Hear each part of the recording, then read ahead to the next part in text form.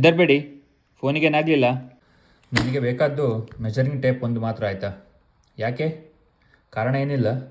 ಭಾರತದಿಂದ ತಂದದ್ದು measuring tape ಮೊನ್ನೆ ತುಂಡಾಗಿ ಹೋಗಿದೆ. ಇನ್ನೊಂದು ಕೈಲಿ ಇರಲಿ ಅಂತ ಅಷ್ಟೇ, ಬೇರೆಂಥ ಕಾರಣ ಇಲ್ಲ. ಒಂದು ಬೇಕಾಗಿರೋ ಐಟಮ್ಗೆ ಎಷ್ಟು ಉದ್ದ ಮಾರುದ್ದ ಬಿಲ್ ನೋಡಿ. ಅದು ಬೇರೆ ಇವತ್ತು ನನ್ನ ಚಾನ್ಸ್ ಅನ್ನೋ ಥರ 30% ಆಫ್ ಸಿಕ್ತು ಇವತ್ತು. ಎಂತ ಗೊತ್ತುಂಟಾ, ಇಲ್ಲಿ ಅಮೇರಿಕಾದಲ್ಲಿ ನಮ್ಮಲ್ಲೆಲ್ಲ ಈಗ ರಿಲಯನ್ಸು, ಬಿಗ್ ಬಜಾರು ಮತ್ತು ಡಿಮಾರ್ಟ್ ಎಲ್ಲ ಯಾವ ಥರ ಚೈನ್ ಆಗಿರ್ತದೆ, ಇಡೀ ಆಲ್ ಓವರ್ ಇಂಡಿಯಾ ಹೇಗೆ ಕವರ್ ಆಗಿರ್ತದೆ, ಅದೇ ಥರ ಇಲ್ಲಿ ಪ್ರತಿಯೊಂದು ಹೆಚ್ಚಿನ ಶಾಪ್ಗಳು ಇಲ್ಲಿ ಅದೇ ಥರನೇ ಇರೋದು. ಈಗ ನಾನೊಂದು ಈಗ ಎದುರುಗಡೆ ಬಂದು ನಿಂತಿದ್ದೇನೆ. ಈಗ ಹಾರ್ಬರ್ ಫ್ರೈಟ್ ಅಂತ, ಇದು ಸ್ಪೆಷಲೈಸ್ ಫಾರ್ ಟೂಲ್ಸಿಗೆ ಮಾತ್ರ. ಇದು ಇಲ್ಲಿ ಒಳಗಡೆ ಬೇರೆ ಬೇರೆ ರೀತಿಯ ಟೂಲ್ಸ್ಗಳು ಸಿಗ್ತದೆ.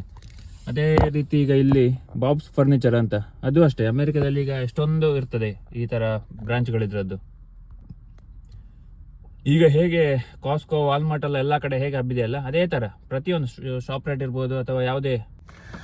ಮತ್ತು ಈ ಥರ ಶಾಪ್ಗಳೆಲ್ಲ ಒಂದು ಕಾಂಪ್ಲೆಕ್ಸ್ ಒಳಗಡೆ, ಅಂದರೆ ಡೆಡಿಕೇಟೆಡ್ ಒಂದು ಲೊಕೇಶನ್ ಇರ್ತದೆ, ಅದರ ಒಳಗಡೆ ಇರ್ತದೆ ಎಲ್ಲ ಕೂಡ.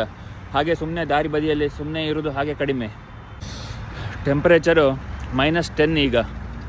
ಸೊ ಮನೆಯಲ್ಲಿ ಕೂತು ಸುಮ್ಮನೆ ಎಂತ ಮಾಡ್ದಲ್ಲ, ಸೊ ಅದಕ್ಕೆ ಹೊರಗಡೆ ಬಂದಿದ್ದೇನೆ. ನೋಡ, ಈಗ ಹಾರ್ಬರ್ ಫ್ರೈಟ್ ಒಳಗಡೆ ಹೋಗುವ. ಈ ಶಾಪಿನ ವಿಶೇಷತೆ ಏನು ಅಂದರೆ, ಈ ಶಾಪಲ್ಲಿ ನೀವು ಬೈ ಮಾಡಿರೋ ಟೂಲ್ಸನ್ನು ನಿಮ್ಮ ಜೀವನ ಪರ್ಯಂತ ಯೂಸ್ ಮಾಡ್ಬೋದು. ಯಾಕೆ ಹೇಳ್ತೀರಾ? ಇದಕ್ಕೆ ಲೈಫ್ ಟೈಮ್ ವ್ಯಾರಂಟಿ ಕೊಡ್ತಾರೆ ಇವರು. ಎನಿ ಪಾಯಿಂಟ್ ಆಫ್ ಟೈಮ್ ಇದು ಎಲ್ಲರೂ ಹಾಳಾದರೆ just bring it to store ಅಂತಾರೆ ಅಷ್ಟೇ. ಅಲ್ಲಿ ತಗೊಂಡೋದ್ರೆ ರೀಪ್ಲೇಸ್ ಮಾಡಿ ಕೊಡ್ತಾರೆ ಬೇರೆ.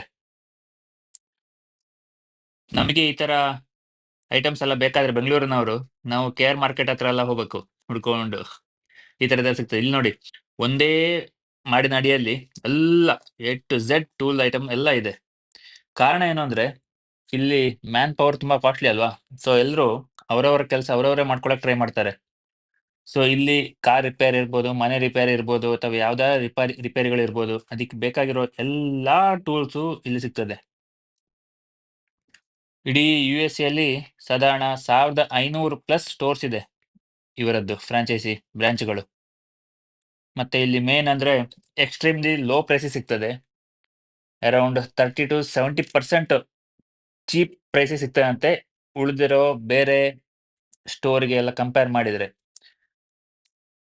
ಸುಮಾರು ವರ್ಷದ ಮೊದಲು ಚೀಪ್ ಅಂತ ಕ್ವಾಲಿಟಿ ಸ್ವಲ್ಪ ಕಡಿಮೆ ಇತ್ತು, ಬಟ್ ಈಗ ಕ್ವಾಲಿಟಿಯಲ್ಲಿ ಮಚ್ ಇಂಪ್ರೂವ್ಮೆಂಟ್ ಬಂದಿದೆಯಂತೆ.